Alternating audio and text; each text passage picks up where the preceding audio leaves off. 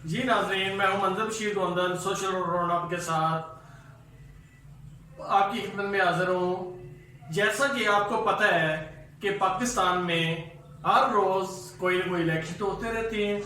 जैसा कि आज जरी एंड टेलरिंग के इलेक्शन थे, जिसमें मलिक वहीद और शराद अल्लाह देता सेक्रेटरी के कागज नामजदगी जमा करवाए थे। इनके मद्दे मुकाबल कोई दूसरा उसने कागज ना जमा करवाए। इस तरह से ये दोनों मलिक वहीद सदर और शराद अल्लाह देता सेक्रेटरी बला मुकाबला।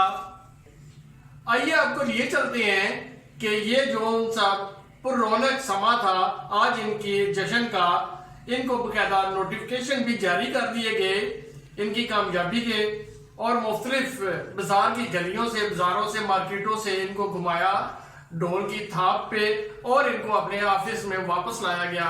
यहाँ पे मिठाई से अवाम की, मेहमानों की खिदमत वाजा की गई।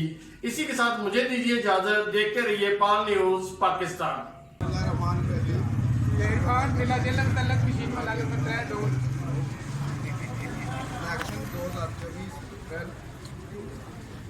इसमें कागजात नामजदगी जमा कराए गए। मुतफिका राय के मुताबिक इन्होंने अपना कैंडिडेट से जवाब कर लिया, और जो रईस साहब और शराज साहब फिल्म का आइंदा 2 साल के लिए सदर मंत्री।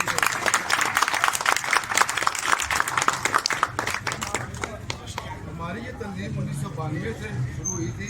अल्हम्दुलिल्लाह ये 25 साल का अरसा हो गया है, और ये हमारी तरीक मुसलसल इलेक्शन में आ रही है।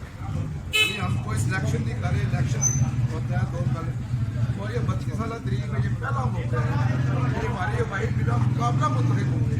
इस मुकाबले में कोई इन पर जज के मेम्बरान का भरपूर इत्मीनान हासिल है इनको, वरना हमारा इलेक्शन एक वोट से नहीं जीती है। इतना टफ इलेक्शन होता था, लेकिन ये पहली दफ़ा है कि ये बिना मुकाबला जीती है। इनको पूरी जरिए जज का इत्मीनान हासिल है, और ये इत्मीनान से पूरा होने की इंशाल्लाह कोशिश करेंगे। मुबारकबाद पेश करते हैं उनको रिजल्ट। अब्दुल भाई सदर, ठीक है जी।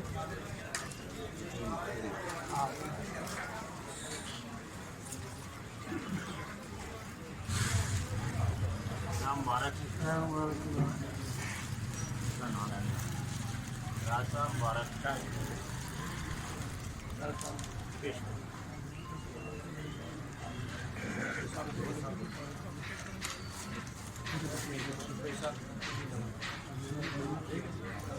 और ए जी असल का आइन है, ठीक है।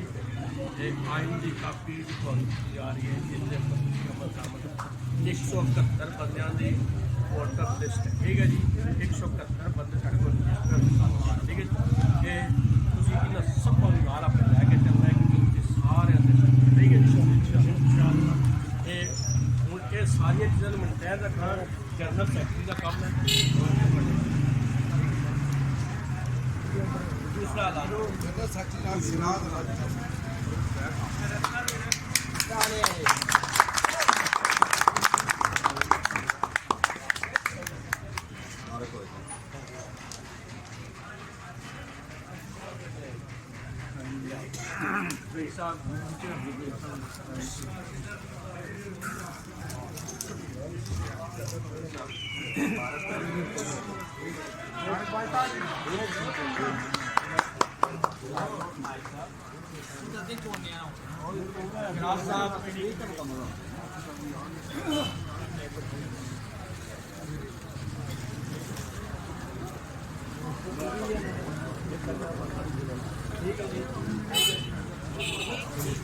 आप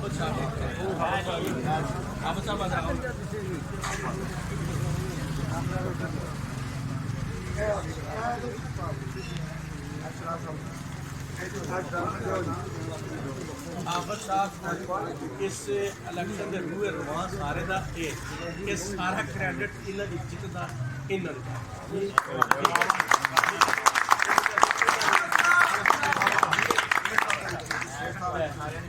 शेख साहब और साबक सदूर दोनों साबक, ठीक है जी। जैद साहब जनरल सेक्रेटरी साहब का जनरल सेक्रेटरी ने जी इन सारे खिदमात अज ये सारे इकट्ठ हो गया और एक ग्रुप ठीक है जी ਅਸੀਂ कोशिश करने के अल्लाह ताला ने इत्तेहाद इस तरह कामयाब रखें सारे मिलजुल के इस आज का मुकाबला